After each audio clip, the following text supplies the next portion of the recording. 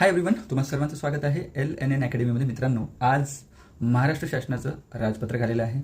त्या अनुसार गट ब राजपत्रिक आणि गट क महाराष्ट्र शासनाच्या अधिपत्याखालील जेवढे पण कार्यालय आहे, जेवढे पण विभाग आहेत, सगळे गट क आणि गट बचे याच्यामध्ये पोलीस, शिक्षक आणि वाहन चालक यांना वगळून सगळ्या एक्झाम MPSCद्वारे भरल्या जातील. त्याचा एक साधारणतः नवीन आराखडा तयार केलेला आहे. ओके, म्हणजे MPSCद्वारे भरती केल्यामुळं भरपूर जो ताण आहे स्टुडंटचा, वेगवेगळ्या परीक्षांसाठी वेगवेगळे पैसे, फीस जी आकारण्यात येत होती, वेगवेगळ्या परीक्षा, वेळ वगैरे सगळ्यात जात होता, तो सध्या वाचणार आहे. ओके, आणि बरेच याच्यामध्ये त्यांनी RRमध्ये चेंजेस केलेले आहे, म्हणजे जे रिक्रुटमेंट रेग्युलेशनमध्ये चेंजेस केलेले आहे.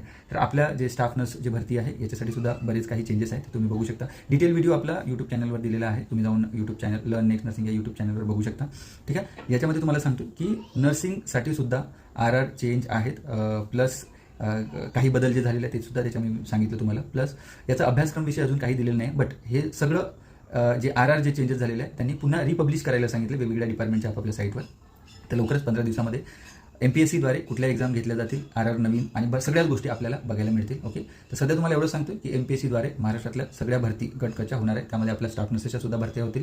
DMER विषयी तर आपण 100% खात्रीशीर झालेलो आहोत की बाबा DMER हे MPSCच घेणार. DHS विषयी अजूनही याच्यामध्ये काही दिलं नाही आहे, तरी स्टील आपण वाट बघूया. एक 15 दिवसामध्ये जर नवीन अपडेट काही आल्या तर डेफिनेटली मी तुमच्यासोबत शेअर करण्याचा प्रयत्न करेल. ओके, सो थँक्यू, धन्यवाद.